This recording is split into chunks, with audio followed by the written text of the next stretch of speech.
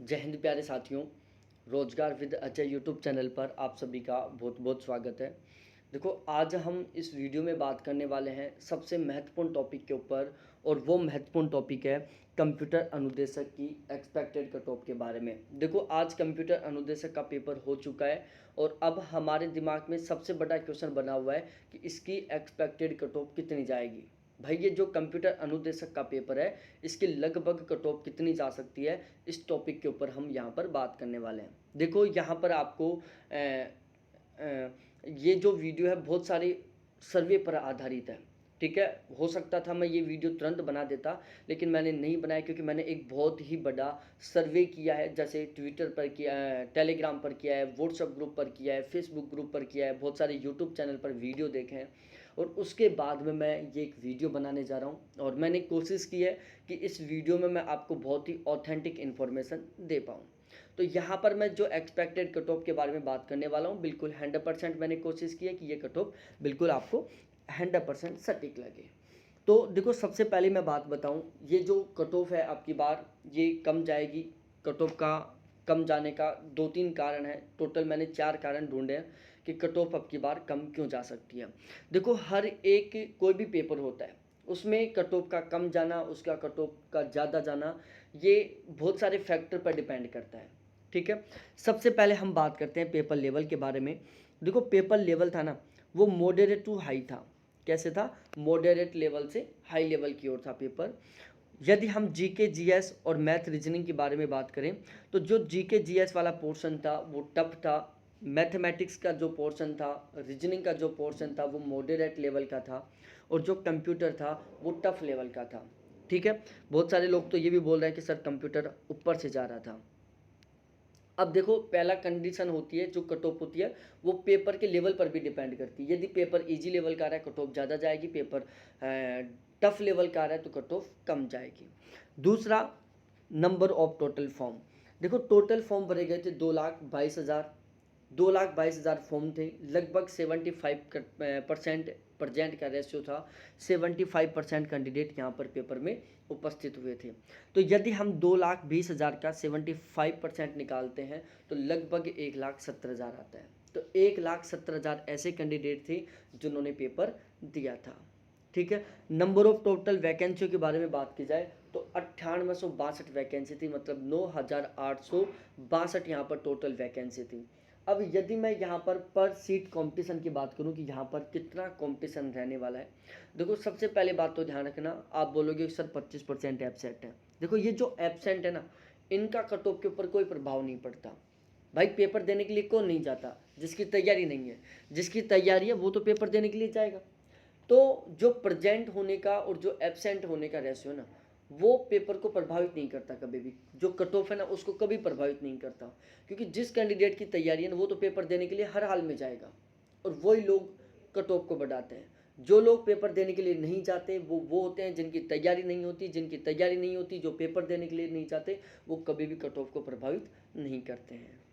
ठीक है, तो यदि हम यहाँ पर सीट कंपटीशन निकालें तो लगभग 17 के आसपास आता है। मात्र 17 कैंडिडेटों का कंपटीशन है एक सीट पर, बहुत ही कम कंपटीशन कह सकते हैं इसको हम। ठीक है, तीसरा कारण नेगेटिव मार्किंग। देखो, जब नेगेटिव मार्किंग नहीं होती और जब होती है, जब किसी पेपर में नेगेटिव मार्किंग नहीं होती तो वहाँ पर हमें सारे के सारे क्वेश्चन करने होते हैं। ठीक है, सारे के सारे क्वेश्चन करते हैं तो कुछ तुक्के भी लगते हैं। स्पेशली जैसे बहुत सारे क्वेश्चन ऐसे होते हैं जहाँ पर हम 2 ऑप्शनों में कन्फ्यूज हैं। बहुत सारे क्वेश्चन ऐसे हैं जहाँ पर हम 3 ऑप्शनों में कन्फ्यूज हैं। और बहुत सारे ऐसे क्वेश्चन होते हैं जहाँ हमें बिल्कुल कुछ नहीं आता। तो जिन ऐसे क्वेश्चन जहाँ पर हम 2 ऑप्शनों में कंफ्यूज हो रहे हैं, मतलब 50% हमारा क्वेश्चन सही होने का चांस है, 50% हमारा गलत होने का चांस है। ऐसे क्वेश्चन जहाँ पर हम 3 ऑप्शनों में कंफ्यूज हो रहे हैं, जहाँ पर 33% क्वेश्चन सही होने के चांस हो रहे हैं, 33% क्वेश्चन के गलत होने के चांस हो रहे हैं। तो जब नेगेटिव मार्किंग नहीं होती तो हम इन सभी क्वेश्चनों को सॉल्व करते हैं, सारे के सारे क्वेश्चन अटेम्प्ट करते हैं। तो बहुत सारे क्वेश्चनों में हमारा तुक्का लगता है। ठीक है, और जब तुक्का लगता है, और ऐसे नहीं कि वो हमारा ही लगता है, सभी का 2-2, 3-3, 4-4 क्वेश्चनों में तुक्के लगते हैं, तो कट ऑफ 3-3, 4-4 क्वेश्चन या 3-3, 4-4 नंबर बढ़ जाती है। और जब नेगेटिव मार्किंग होती है तो भाई हम केवल उन्हीं क्वेश्चनों को अटेम्प्ट करने की कोशिश करते हैं जो हमें बहुत अच्छे से आते हैं, हम बिल्कुल भी रिस्क लेने की कोशिश नहीं करते। ठीक है, तो जब नेगेटिव मार्किंग होती है तो कट ऑफ कम जाती है, जब नेगेटिव मार्किंग नहीं होती कट ऑफ ज़्यादा जाती है। तो यहाँ पर नेगेटिव मार्किंग है जो 1/3 है। उसके बाद यहाँ पर एक बहुत ही बड़ा दूसरा लोचा है। दूसरा लोचा क्या है कि यहाँ पर भाई साहब एक मिनिमम पासिंग मार्क्स का क्राइटेरिया फिक्स किया गया है कि आपको कम से कम इतने परसेंट मार्क्स तो लेके आने ही पड़ेंगे। जैसे यदि हम जनरल ओबीसी एमबीसी की बात करें तो आपको फर्स्ट पेपर और सेकंड पेपर दोनों में कम से कम 40% मार्क्स लेके आने। और यदि हम SC ST की बात करें तो आपको दोनों पेपरों में कम से कम 35-35 नंबर लेके आने हैं। कितने?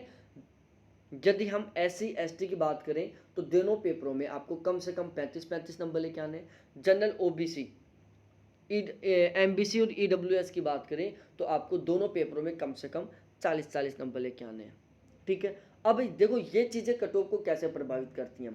कुछ कैंडिडेट ऐसे होते हैं जिनका सपोज दैट सेकंड पेपर बिगड़ गया, फर्स्ट पेपर बहुत सही हो गया।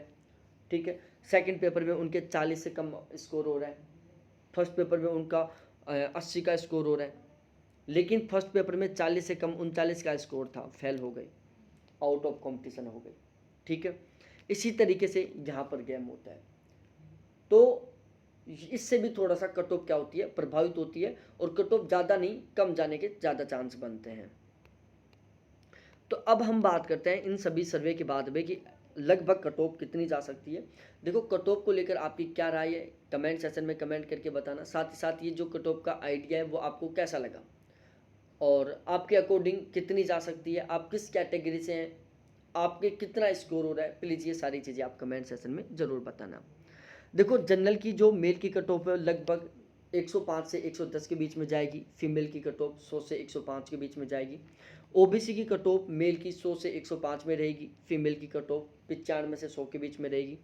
ईडब्ल्यूएस की मेल की कट ऑफ 95 से 100 के बीच में रहेगी, फीमेल की 90 से 95 के बीच में रहेगी।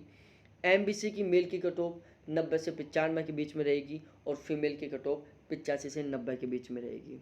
ठीक है, फिर हम एससी की बात करें, एससी में मेल की कट ऑफ 85 से 90 के बीच में रहेगी, फीमेल की कट ऑफ 80 से 85 के बीच में रहेगी।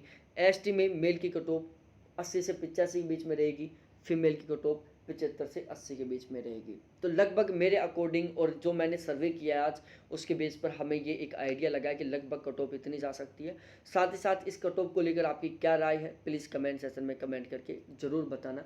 बहुत बहुत धन्यवाद। हाँ, यदि आपका टारगेट है सरकारी नौकरी लगना, हर एक वैकेंसी से अपडेट रहना, तो प्लीज़ एक बार चैनल को ज़रूर सब्सक्राइब करें, क्योंकि इस चैनल के माध्यम से मैं आपको पूरे भारत में यदि कहीं भी कोई भी सरकारी नौकरी के संबंध में नोटिफिकेशन निकलता है सबसे पहले अपडेट करूँगा। बहुत बहुत धन्यवाद आपको देखने के लिए। Thanks, bye.